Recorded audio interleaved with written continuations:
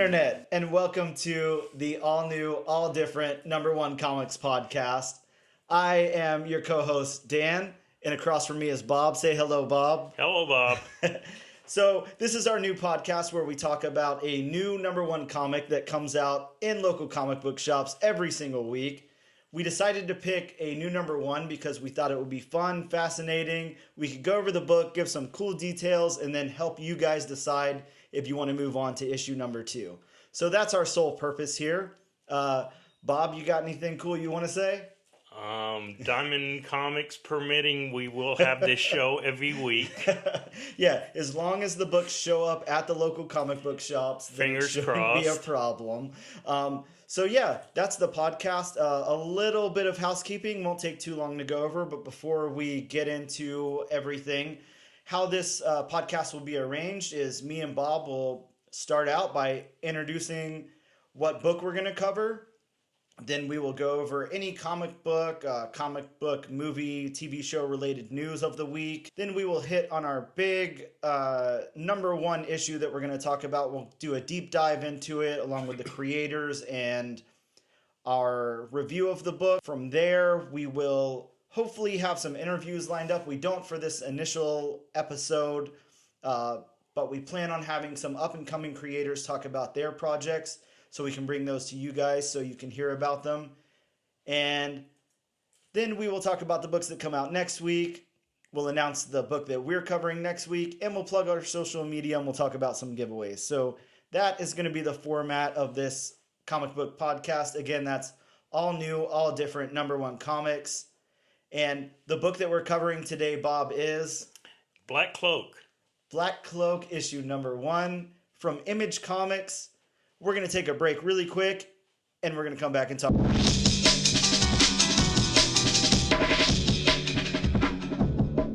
And we're back. So we wanted to talk about some news that happened this week. In Key Collector, they've got their Hot 10 coming out.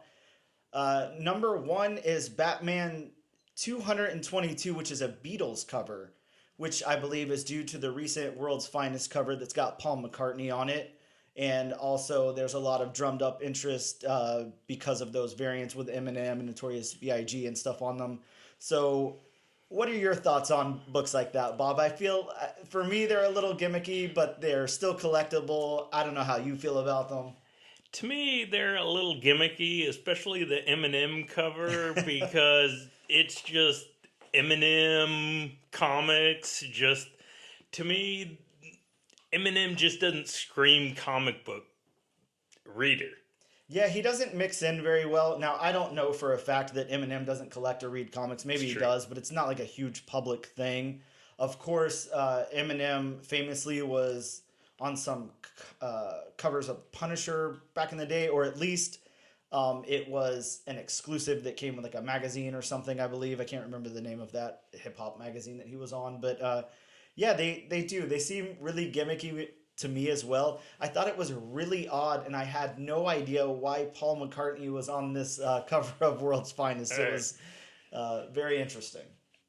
Maybe he read Batman comics when he was touring around with the Beatles. You need something to do. Yeah, well, sure. I mean, I'm sure. Besides drugs. I'm sure touring life with the Beatles was probably pretty damn boring, so I can agree with that. So next up, I wanted to talk about some DC universe stuff. I know that we've had some private conversations that we had not published about DC moving forward with James Gunn, and I thought that would be a great topic for us to get on. Of course, this is old news now, but we all know that Henry Cavill's not coming back as Superman. Kind of a letdown, because I actually enjoyed Cavill as Superman. I agree. He was one of the best parts of kind of the cast that they had lined up for the old DCU, EU, whatever they were calling it. He had that kind of wholesome Christopher Reeve vibe, not as campy, you know. Mm-hmm. Of course, darker because it's DC, and DC has to be dark. Sure, they can't be anything else. Absolutely, you got to make sure that at least half of the screen is black at all times. So agreed. Yeah, I agree. It is a little bit of a letdown. It kind of sucks for him. Of course, he's off The Witcher now, and he's also out of the DCU. So Also, Aquaman is Aquaman 2 is still moving forward. So as a lot of these projects that were in the can got either canceled or abandoned or whatever, um, we're still getting Jason Momoa's Aquaman, which I thought was pretty interesting. Of course, that first Aquaman movie made a lot of money. It's got a pretty big fan base, I guess, pretty positive reviews. So it probably shouldn't be surprising. But what do you think whenever you heard James Gunn was taking over as kind of head of the DC universe over there for Warner Brothers, and that he was scrapping all these projects, but still sticking with Aquaman too? I'm optimistic about it because James Gunn, at least Marvel fans, I mean, we know what he did with Guardians of the Galaxy, Guardians of the Galaxy 2. Meh. The holiday special was really enjoyable. I agree. So I think he's going to go for more obscure DC characters, one we haven't gotten, because everybody's definitely getting the Batman, Superman fatigue, Batman especially, because it seemed like every 2 years after a Batman reboot, there's another Batman reboot. So That is definitely the nature of cinematic Batman. I'm optimistic about it, but at the same time, it's kind of like, what are you doing, DC? You're doing just like your comic universe. You're rebooting after rebooting after rebooting. Yeah, it's almost like, why don't they just come out with a universe and then call it Prime or something, and then 2 years later do a new 52, then a rebirth. Just run along with the comics. Do the same thing that they were doing. And then there's, besides these people, not portraying their roles anymore, there's also a rumor going around that Ezra Miller is going to stick around as the Flash, which I thought that was very interesting news. Much more shocking than the Jason Momoa Aquaman news. see, and Jason Momoa, I think they should keep him on as Aquaman, because I was never a big Jason Momoa fan before it came down to either him or Dave Bautista for Aquaman, and I thought, if you weren't going to have somebody, with that many speaking lines, pick, Bautista. If you were going to have somebody with speaking lines, do Momoa, but I always thought he was a little robotic in some of his roles, Game of Thrones, stuff like that. But I actually enjoyed him as Arthur Curry in this past Aquaman. Yeah, I can agree with you there. I don't love... Look, this is probably not going to be a huge surprise or anything. I don't love most of the cinematic parts of the DC universe. They're not... I'm much more of a Marvel guy. But that Aquaman movie felt more like a Marvel origin movie than any other DC movie to me. Well, plus it was actually bright. You could see what was happening on screen. Sure. Yeah, they were in the sunlight for, I don't know, some portion of it. There was daytime. You didn't get a tan coming out of the theater. Well, I did watch it in, what's that called? 4K? No, not 4K. IMAX. It's not IMAX. It's not 4K. It's not 3D. It's the other thing. Dolby Vision. I don't know, the one where the water shoots out from behind the seats and all that kind of stuff.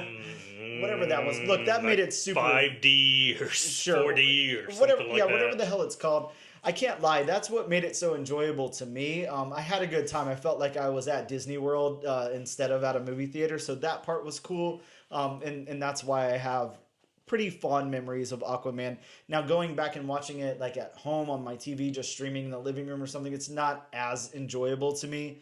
It's got definite lulls and parts that get a little boring. But so the one scene where the big wave hits the truck, did you feel like you were drowning with him? Yeah, that's the trench scene. That's the one where we're supposed to get a spin-off Aquaman movie that I'm really, really upset that we're not going to get now. Hopefully James Gunn maybe revives that in some way. That would be awesome. But I would love like a DC horror movie of the trench. That would be really cool, and I'm sad that it's not happening now.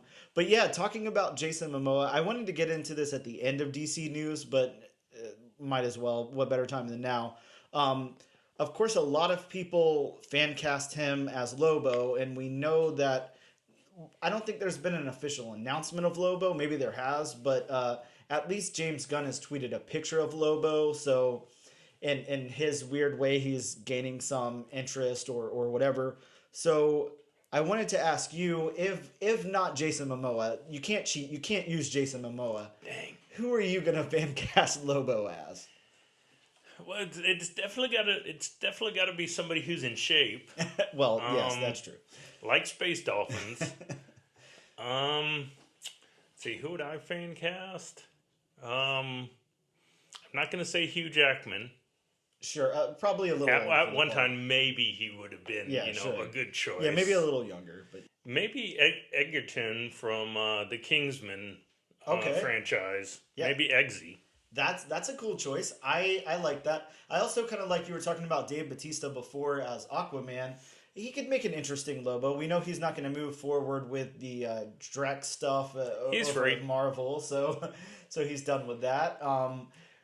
Plus, I mean, he's got the comedic chop. I feel like Batista would be a good choice. The one you said. Tell me his name again. Oh, and I'm sorry, I'm gonna butcher this name just because I don't have the name right in front of me. But I want to say Hagen Edgerton.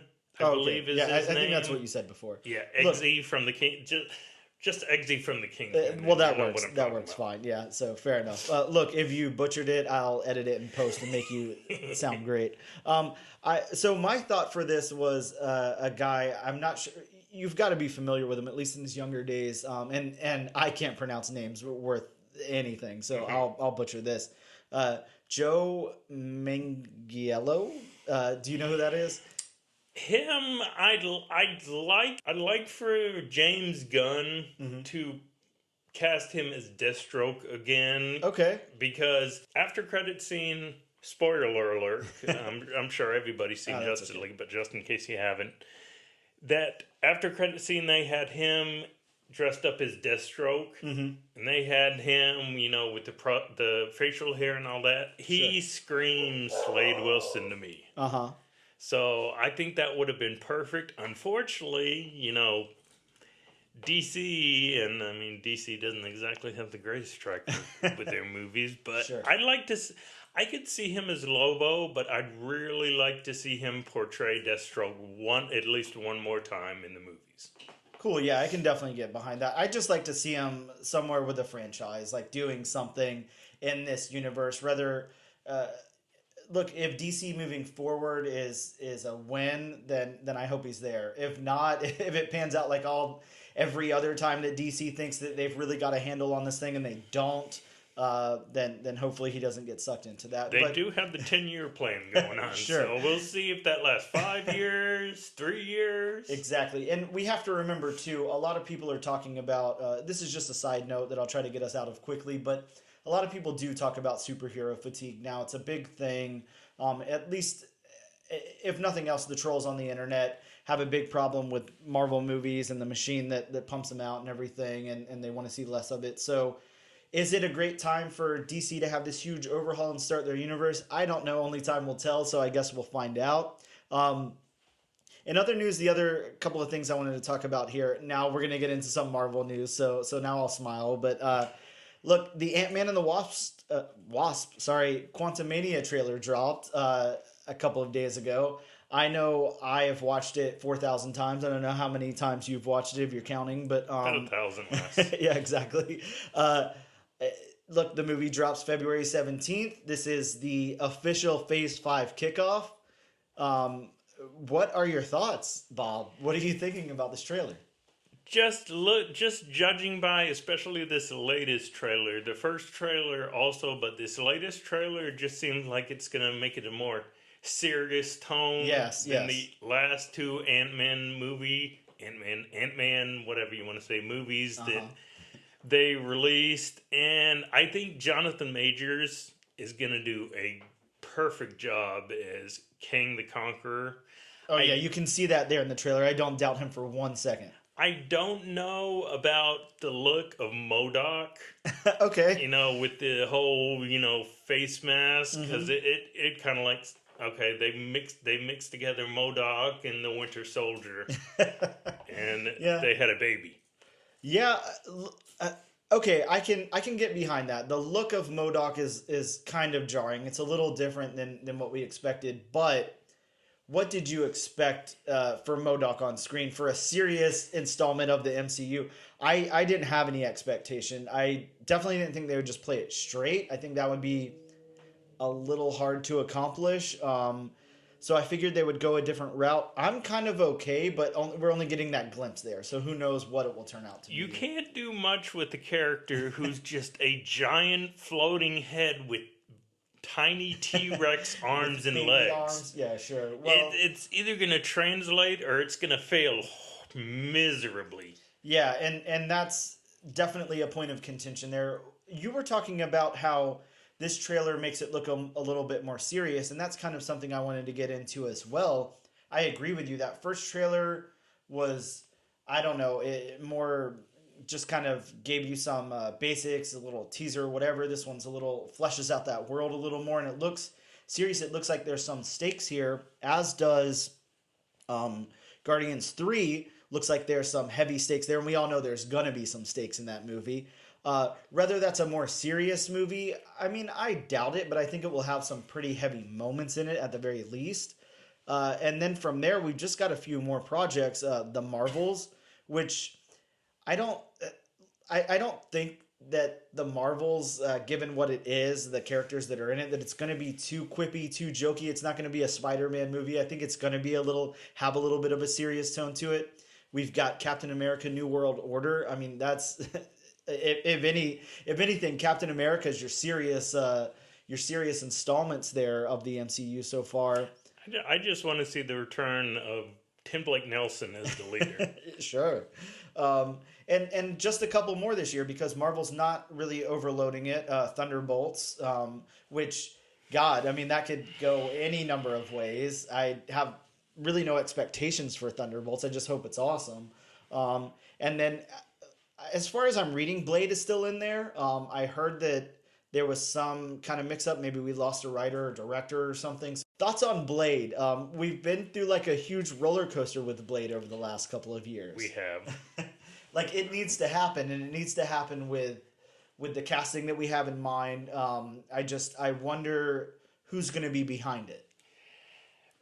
Blade is one of my all-time favorite characters. Mm-hmm. I don't at this moment, but I had one of the first comics I actually collected, as a collector, was Tomb of Dracula #10. Oh God. I wish I had a copy of that. Oh, I wish I had that copy back, especially because I bought it when it wasn't near what it was. So, and I mean, they've been teasing him since the Eternals, and a perfect place would have been to introduce him would have been the Werewolf by Night Halloween special that Disney Plus did, considering, Blade deals with the supernatural and, having him and Man-Thing and Jack Russell, that would have been a perfect place. But yeah, and I mean, they need to do something with him because they've had the actor announced for 4 or 5 years now. Yeah, it's been a little while. I mean, Marvel tends to do that where they announce their actors like years in advance, mm-hmm. But I mean, it's kind of like, okay, eventually as an actor, of course, money talks. Sure. We all know that.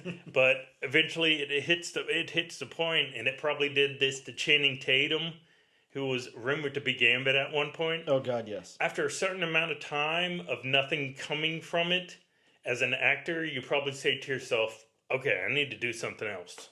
Yeah, you can't have that hold you down. You still got to go ahead and move along with your career. If you don't have this big Marvel franchise, which, like we just talked about, maybe isn't as big as, it doesn't hold as much weight as it used to a few years ago, but it's still a very good get. It's, I don't know, I can't, something to saying you're going to be in the latest Martin Scorsese picture or something. You get to say you're in the MCU. That's a pretty big grab. But yeah, I completely agree with you there. I like how you were talking about that Werewolf by Night holiday special. Man-Thing is one of my absolute favorite characters of all time, not just in Marvel, but in all of comics. I love that character. I own every single appearance he's ever been in. That was really kind of like my grail for completing like that part of my collection. And I am really happy with his depiction on screen. It's much. Look, I was even a fan of that horrible straight to TV sci-fi Man Thing movie. So Okay. so whatever. But CW spinoff? sure. But you know, you're right. If we could have introduced Blade there, it didn't have to be a huge thing. He could have been a passing character. He could have been one of those monster hunters or whatever. It would have worked out perfectly fine. I could see why they didn't do it. Maybe they, are investing a lot of energy and money into this solo movie. But yeah, I think that would have been a really good way to introduce the character. And it's See, and sad. I mean, in the Eternals, we got the voice. I mean, why couldn't we have just gotten a quick, okay, this is what he looks like? Yep, exactly. Have like a painting on the wall or something. Yes, would have been great. But yeah, that's our slate for Phase 5. That's the Ant-Man and the Wasp Quantumania, February 17th, 5-phase Marvel kickoff for the MCU there. Really excited. And I know you are too, Bob. The last thing I wanted to talk about in news today is just something that just happened. This is not breaking news, but maybe last night or something. Angela Bassett winning her second Golden Globe for supporting actress in Black Panther: Wakanda Forever. You have any thoughts on that? Did she deserve it? Of course she did, but That doesn't surprise me because Angela Bassett, I think she's a really strong actress, Yes. especially if given the right role. I mean, Green Lantern aside, because she definitely wasn't going to win any awards for that. well, I mean, and I mean, she's got such a presence. She was rumored to be Storm at one point. Mm-hmm. Yep, So absolutely. that does not surprise me. Yeah, really great for her. And look, we're super supportive. We're super happy. That's awesome. That's a big win for all of us comic book fans, MCU fans, comic book movie fans. Congratulations, Angela Bassett. You are a queen. Slay. if I can sound like the kids for a second, But anyways, that brings us to our next break. We'll be right back.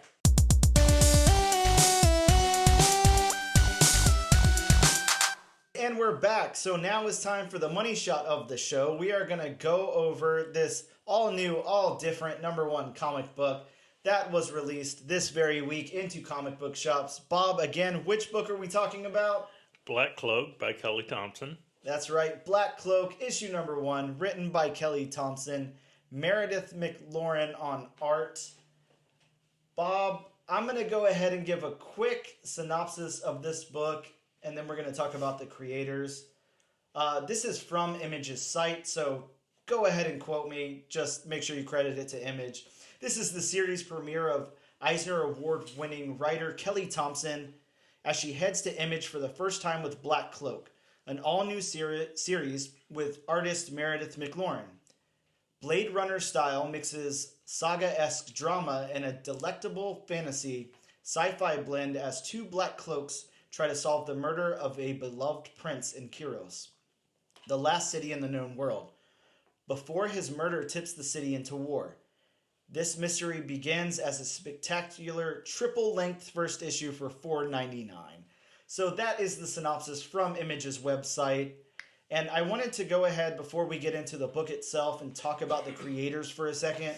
Bob, do you have any history with Kelly Thompson? Kelly Thompson and Meredith are, at least for our means, pretty new on the scene. Kelly Thompson's name doesn't really come up until 2015, pretty much along with Meredith there. So you have any history with these creators? Any books you've read? Any things that you've been interested in?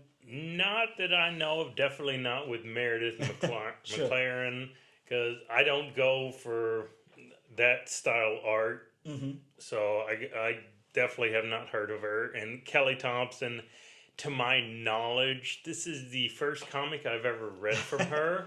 I think you've probably read a couple of things. I'll just hit on some stuff. So somewhere around 2015, Kelly Thompson starts her career in comics, published in the big world at least, that I can see.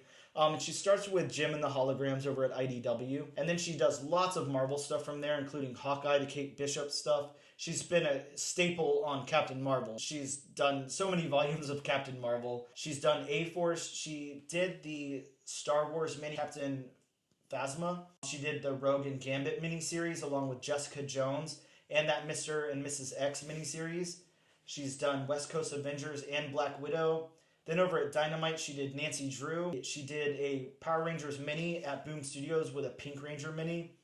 And then she did the most recent run on Sabrina the Teenage Witch over at Archie Comics. So, again, don't know if you've read any of those. I've read quite a few of them. I stay current on Captain Marvel. I was a big fan of that Black Widow series. The Rogue and Gambit one, I don't know, the art was nice. The story didn't hook me in completely. Her stuff on West Coast Avengers was cool, and then that Pink Ranger mini was great. And look, I'm a huge fan of Sabrina the Teenage Witch, so it's hard to mess that up in my opinion. I even like the old, I don't know, WB show or whatever it was. I've definitely read Phasma. I love the character of Phasma. Yep. You know, she's become one of my favorites, and definitely watch for her on Disney Plus. She's a big speculation character. So depending on what volume, I am familiar with Kelly Thompson. Then yeah, and I would say just reading that, you know, it looks like Kelly Thompson is a wonderful voice for a lot of like female heroes in these universes. She's good at writing that. Obviously, yeah, she's hired for that. She's doing a good job at it. Meredith McClaren, you don't really see a ton about. She's not huge in the comic book world. Looks like she started kind of like on a teen book at Image called Hinges in 2015. And then from there did a backup on Twisted Romance, issue number 2, and then a variant cover for The Wicked the Divine, issue number 30. So her name doesn't pop up a lot, but I don't know. It's not anything I had seen really before this. I would also like to point out, on side note, that Kelly Thompson is responsible for creating Jeff the Shark. So yeah, so she's got some cool credit to her name. Pretty cool creator there. Bob, let's go ahead and talk about this book. I've got some notes on it. I think you've probably got at least some mental notes. I want to go over what we thought about this story overall. I'm going to get into specifics, and we'll, like I said, this is kind of the meat and the potatoes of the entire show. This is what we're here to do. All the other stuff is a side note, the news, the books coming out, all of that. We're really here to talk about this first issue of a comic book and whether we think that it's good enough to move on to a second issue or not. Bob, whenever you were reading this story, how did the story beats affect you? Did you feel like they were hitting all the right notes? Did you feel like you got lost anywhere in this story? Do you feel like it was lagging? It took too long to build? What were your thoughts on the story beats? well, to me, I was able to follow the story from A to Z. You know, some comics you read, you get to a certain point, and it's like you go from A to B to G, whatnot. If that makes any sense. I mean, I thought the pacing was good. It didn't go too fast. It didn't go too slow. It just had the right speed. And overall, I enjoyed the story. Yeah, I agree with you there. When we're talking about the beats and the pacing and all of that, like I said in the synopsis from Image's site, this is a triple-sized first issue. Oh, yeah. So I don't know if you felt that when you were reading it, if it felt long to you, if it felt like anything could have been cut out or should have been. You know, to me, I mean, there's some double and triple-sized issues where it just seems like a slog just going through. I mean, it just seemed like too much exposition or, you know, too much action you can't follow. But to me, even though this was triple-sized, it didn't seem like a triple-sized comic. Like, it didn't seem like it was a chore to read. Yeah, absolutely. I can 100% agree with that. I remember cracking open the book, and it's got that first full-page spread of the, I don't know, side view of the city of Kyros, sure. And it kind of talks about how they started with a world-ending war, and basically these are the survivors of that war, and everybody was getting along great because they had like something to fight against, but now that they didn't, things were not going so great anymore. So I feel like that's a good introduction to a story. There's not a huge exposition dump, and there's not any in this story at all, really. They kind of excluded any exposition, and you're kind of just thrown into this world, and you have to like figure your way around it. They don't explain things like, it took me a minute when they were calling these creatures that look like rats to me, wraiths, and I was really confused about that. And I was like, what is a wraith? And then, okay, well, they're rats. I don't know why it's called a wraith. I'm not sure what the point is, but I'm sure we'll get into They're that. mutated rats. Yeah, sure, in a later issue or something, but they really don't explain much. The only exposition that I would say that they really gave were maybe and I'm gonna butcher this, Dracona spear. I don't know how we're, or sorry, Dracona dagger. Dagger, yes. So which is basically, I'm not sure if it's supposed to be forged of dragon blood or dipped in dragon blood, or I don't remember, but something to do with dragon blood. Dragon's tooth with dragon blood on it. Sure, something like that. So it's got some kind of mystical properties to it that pertain to a dragon, which I'm cool with that. There's not much exposition here. We learn that what the Black Cloaks are. They're kind of like police, detectives, whatever. But it doesn't explain that to us. It's shown throughout the story. So I feel like I have another podcast where me and a friend talk about movies, and we talk all the time about how whenever there's these big exposition dumps or whenever they have to tell us something versus showing us something, that it takes points off of that movie for us. Kelly Thompson right here could write a screenplay. I mean, she is great at world building and great at excluding big exposition dumps. So I feel like as far as hitting beats, she really kind of nails it on the head. The next thing I wanted to get into with the story was the narrative of it. How did you feel when you were reading these dialogue balloons, word bubbles and everything? Did you feel like the dialogue really matched the characters? Did you feel like it matched the tone of this comic? Did you have any qualms about anything in that? What were your thoughts on the narrative here? I enjoyed the narrative. I mean, it was giving enough exposition without giving too much exposition, and to me, it definitely matched with the characters. I mean, it seemed to have that kind of rougher, edgier tone. So I enjoyed all the little bit of exposition they did give, again, telling us, the city, it was a war. I mean, they basically told us what happened without, going into detail what happened. Yeah, I feel like they told us what we needed to know and then showed the rest of everything else. And that's really good storytelling, in my opinion. I was going to ask about dialogue, but I feel like we kind of touched on that enough in the narrative properties there. The only thing that I did want to hit on was I was a little scared when I first opened this book after we got past that first page, and I felt like there was a lot of what I feel is called automatopoeia. The action of things. I'm not sure how to explain what that is, but how there's the bam, pow, all of those things. Scree. Sure, those scare me when I open up a book that's post 1965. Like, I feel like it's a cool novelty in that older Silver Age stuff, but once it kind of crosses over, I feel like it cheapens a book sometimes.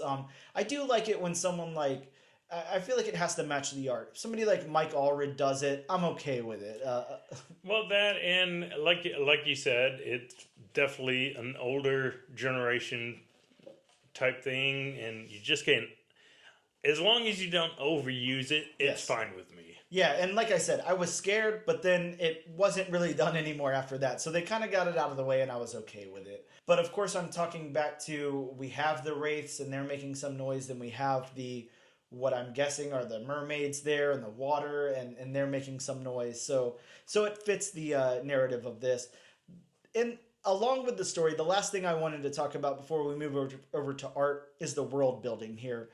Are you giving this any points for world building? Do you feel like they fleshed out this world and you feel like you lived in it and you feel like you understand it well enough? Do you feel like it was too vague? What are your thoughts on the world building?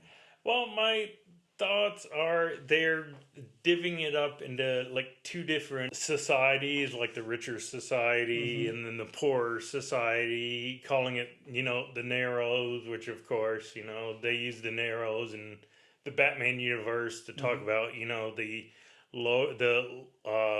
lower income kind of area. And I don't know if it was just me, but especially when they showed that side view of Kiros on the first page, I definitely got a Lord of the Rings vibe from it. Yeah, that definitely does have that kind of vibe. And I agree. They actually did a wonderful job building this world. I felt like I was thrown right into it. And like I was saying at the beginning of our story beats and everything, I feel like there's no big exposition dumps. So you could kind of, I don't know, say you're not from Kyros at all and you I don't know, your spaceship lands down and you land here on Kyros. I don't feel like any of these characters are going to take you aside and explain the war and explain what's going on and who Black Cloaks are or anything like that. You're just going to be thrust upon this world and kind of have to figure out what's going on around you. And I feel like that's what they did.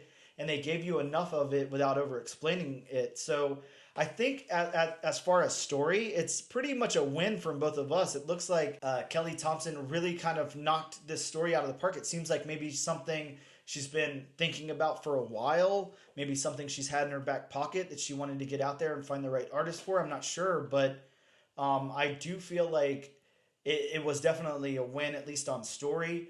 I want to talk about art now, and I feel like this could definitely be a divisive topic, especially given the book itself.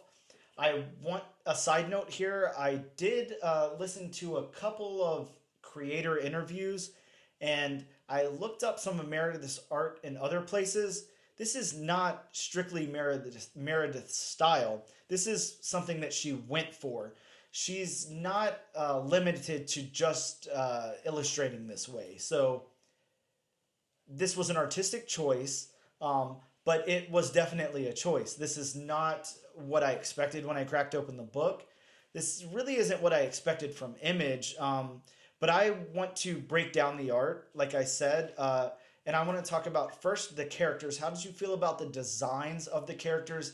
How did you feel about the art and the impression that you were left with the artistic interpretation of these characters? Well, when it comes to the design of the characters, I mean, they definitely hit it on the nose. I mean, they're called Black Cloaks for a reason. Sure. They wear black cloaks. I thought the art style of the characters, and I don't want this to go the wrong way or sound the wrong way, but to me it was kind of like it took points from like to me John Romita Jr.'s art without being John Romita Jr.'s art. Sure. I mean, you could actually make out the details on the faces. Yeah, you certainly could. The faces, I would say, were probably the most, I mean, for lack of a better term, fleshed out thing that they had going on as far as the characters. I did like whenever we saw that Slade prints in his body and we finally looked at the ink that they were talking about, that they were basically talking about, you know, some kind of tribal looking tattoos that he had. Those looked great. The artwork on that was pretty good. Yeah, the detailing on those tattoos was really well done. Yeah, so Meredith has definitely got something there, but like I said, for her this was an artistic choice. It's not that she's limited to this style. Now we're gonna get into overall, but I still want to touch on some of the specifics on the art. What did you think about the locations and the backgrounds? Please give me your thoughts because I have some.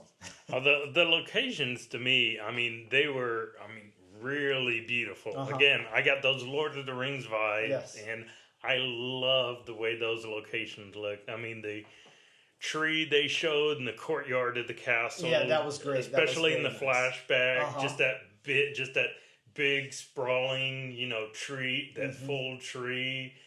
And when they were going down in the lift, it almost to me seemed like they were in San Francisco. Yep. I completely agreed. That spread was amazing. It looked really, really nice. It looked great with her art as well. It kind of complemented one another. And then how we had that, I don't know, that color scheme that was going on with the white backgrounds and everything looked great. Definitely not DC. Not DC at all. Now, one of the things that kind of did take me, I wouldn't say it took me out because nothing took me out of this book. This was done well. But one of the things that I noticed, that I always notice when this happens, is sometimes on some of these books, the art feels unfinished to me. I don't know if you get the same impression, but especially when I'm talking about the backgrounds, and I don't mean backgrounds as in the location backgrounds, but in individual panels.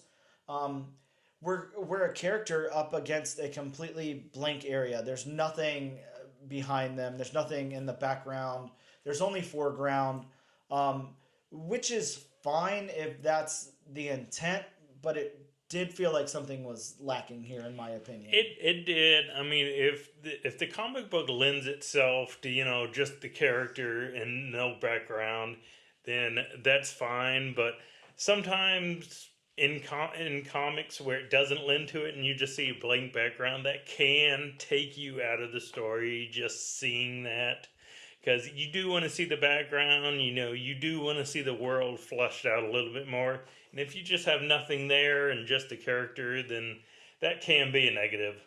Yeah, and I completely agree. And what I'm gonna do right now is something that should never be done. I'm gonna do a comparison, but there's the only reason I'm gonna do that is because Image itself did a comparison whenever they solicited this. I compared Meredith to John Romita Jr., so Sure, feel free. sure. So I feel like this has strong Saga vibes. Saga is one of my favorite books of all time. I absolutely love Saga, and I can't find any fault in it whatsoever. Now, Saga is how wonderful it is because of the writing and the art together. Fiona Staples is an amazing artist. Meredith McClaren looks to be an amazing artist as well. It looks like she can really hold her own and she knows what she's doing. The only difference that I see there is whenever Saga's world building, you are completely engulfed in that world. You see every little detail of everything that's going on, and those panels are completely fleshed out, and there's nothing left to the imagination whenever you're looking at Fiona Staples' art. I feel like it's a little different in this book, and again, I'm not saying that maybe that's not an artistic choice. Maybe it is, but I do feel like if I'm critiquing it and I'm looking for a downfall, I have found one with the backgrounds there. Yeah, and we don't know what that is. Like you said, we don't know if that was an artistic choice. I mean, for all we know, it could be a money-saving choice, just Sure. because they don't have to use so much ink and all that. I'd hate to think that's why it was, but you notice that in a lot more like independent books, and Yes. I hate to call Image independent because they're gaining more and more steam. They're getting bigger from what they were. Sure, but they're not the big two, so we No. still kind of refer to them as independent. I get you. Even though it was started by Yeah. A-list comic By book the big creator. two. Yeah. Yeah, sure. But yeah, so far, I would say out of everything we've covered, that's the only negative thing I really have to say, and it's not super negative. It might just be an artistic choice, but I can't lie. I would like to see empty backgrounds versus a phoned-in background, so I can give it points for that at least. The last thing I wanted to talk about with art is the coloring here. Coloring's not really something that's usually picked out when you're critiquing art in a comic book, but I thought that it would be something cool for us to do. I think that colors can really make or break something. I was talking about Mike Allred before, how he does his art through his comic books. If you look at Madman or look at some of the stuff he's done for like Batman 66 or whatever, some of the Superman Atomic Age stuff he's done. The coloring always pops on Mike Allred's stuff, and it's because his wife Laura Allred is his colorist, and they have a pretty good system worked out there. Now, being a huge fan of pop art and being a huge fan of Mike Allred, of course, colors really matter to me a lot when I'm reading a comic book. So I wanted to get our thoughts out there on the coloring in this book. Well, to me, and I'll go back to when they first introduced the city of Kiros, I love the coloring with the White Castle and then the blue with the waterfall, and it was just bright and vibrant and just popped. And again, I go back to the tree in the courtyard. Yes. When, especially in the flashback part of the tree, when it was nice and full, how they used that just gold color, and it just lit up. Mm-hmm. Of course, the designs of the characters, since they wear cloaks, of course they make them black, and for the most part, the modern city, especially the lower income parts where they investigate, they give it like a more monotone, like a black and white look. But again, that's a good way for an artist to put out there that, okay, this is the lower income part of the city. as opposed to, the very bright Kyros, where that's where the one percenters like to play. Yeah, and I like that you bring that up because I truly feel like that's in my notes here too.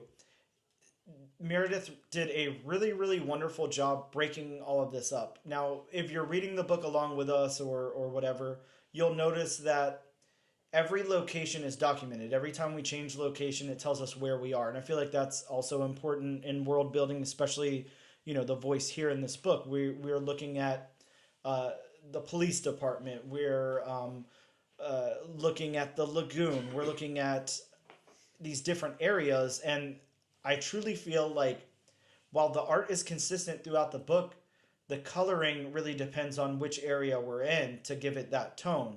And I feel like whoever did the colors here, if it's Meredith, if it's someone else, really did an outstanding job. The colors really fit the tone of what's going on. I really like the vibrantness of when we're over at the lagoon and we have the mermaids. I really like how it's a little more grimy out in the police department, like I feel like it should be. You've got these police detectives, and they should have that kind of darker, muted tone and everything to them. So I feel like they really kind of knocked that out of the park.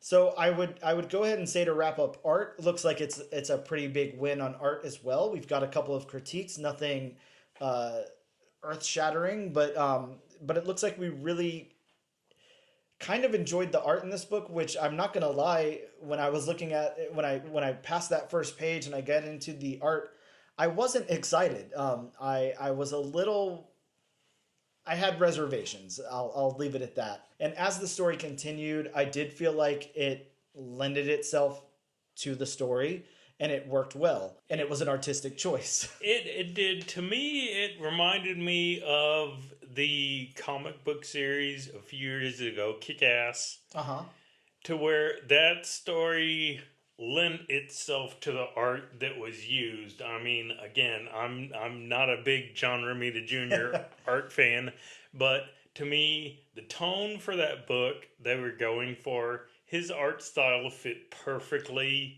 that rougher art style. And to me, Meredith's art style for the book they're going for fits perfectly to it. Yeah, and again, I agree with you there. It looks like these two teaming up for this book and building this entire world was a complete win. They really went for it. They shot their shot, and it looks like it was a home run. Looks like, I mean, look, I would be the first to tell you I don't know anything about sports, so I don't know if those two shooting and home run analogies mean anything. But close enough. Sure. Close enough. But yeah, it was a field goal. How's that? Even close worse. enough. But yeah, it looks like these two pairing up and building this world was a major win. But Bob, would you continue on to issue number 2? Do you recommend this issue to our lovely listener fan base? I do. I would recommend it, and I'm probably going to pick up issue 2 because I actually want to see what happens coming out of the cliffhanger from the story. I kind of want to see where it leads to. I'm intrigued. Sure, and again, I agree with that. We didn't talk about specific points in the story too much here. Pretty spoiler free. For a triple size, there's too many points to get to. But yeah, you talked about the end of this book and that cliffhanger. That's another thing that should be praised for them. They ended this on the perfect note. And now I agree with you. This is a book that I can't wait for issue number 2 to come out. I'm going to call my local comic shop and have it added to my pull list. I'm really excited to check out the second issue. So I think overall, me and Bob both agree here. You should continue on to issue number 2. And this is definitely a recommend from both of us. So we've got our first recommend. Next show, who knows? We're going to go ahead and take a break right there. And when we come back,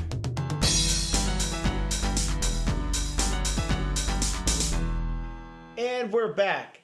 Thank you guys so much for listening to that review of Black Cloak. We really appreciate it. We'd love to hear you guys' thoughts as well on Black Cloak issue number 1, as would probably Kelly Thompson and Meredith McClaren. If they're listening. Bob, I think it's a guarantee that they are listening. Hey, Meredith. Hey, Kelly. How are you? You did a good job. Wonderful book. So next up, we just want to hit a couple of new number ones that are going to be at your local comic book shops next week, so you can get ready. Go ahead and call your LCS.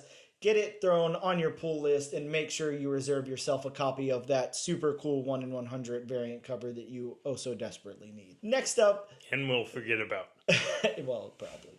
I'm not even going to get into the amount of money that I spent on Amazing Spider-Man 17 1 in 100 this week. We've all spent money on comic variants we regret. Yeah, well, I think that's the name of the game. Yeah, so next week coming out, there's a new number one from Tim Seeley called Lucky. Looks super interesting. We've got a new number one from Marvel Comics with The Wasp, starting a new volume on The Wasp there. And then over from Image Comics is a new number one called Immortal Sergeant, written by Joe Kelly. So that could be super awesome. Make sure you guys check those out. Get them added to your pull list. Make sure you've got it ready at your shop for you.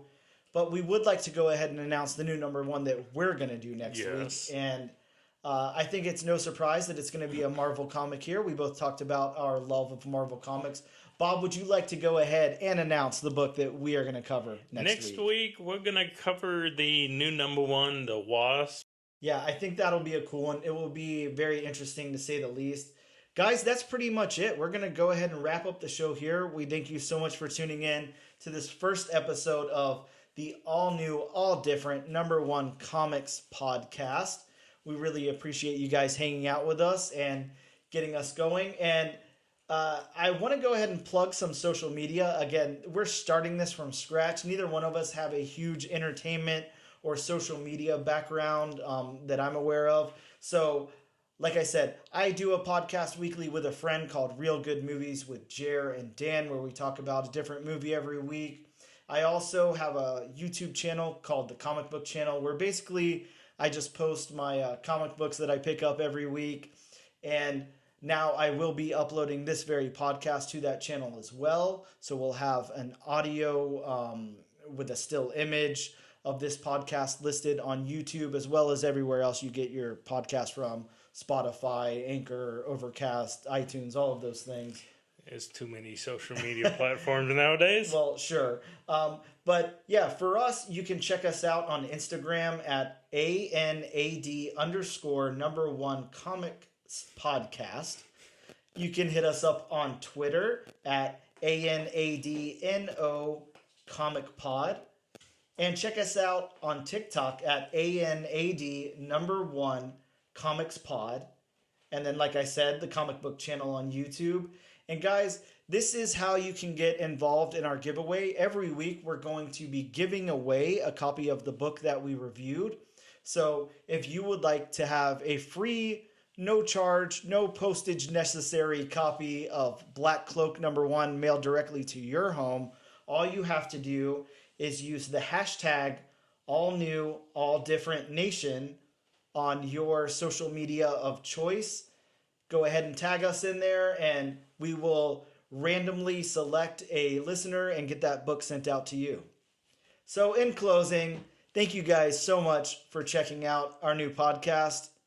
We appreciate it. Bob, you got anything in closing to say? Just thank you very much for listening, and we will see you next time. We're out.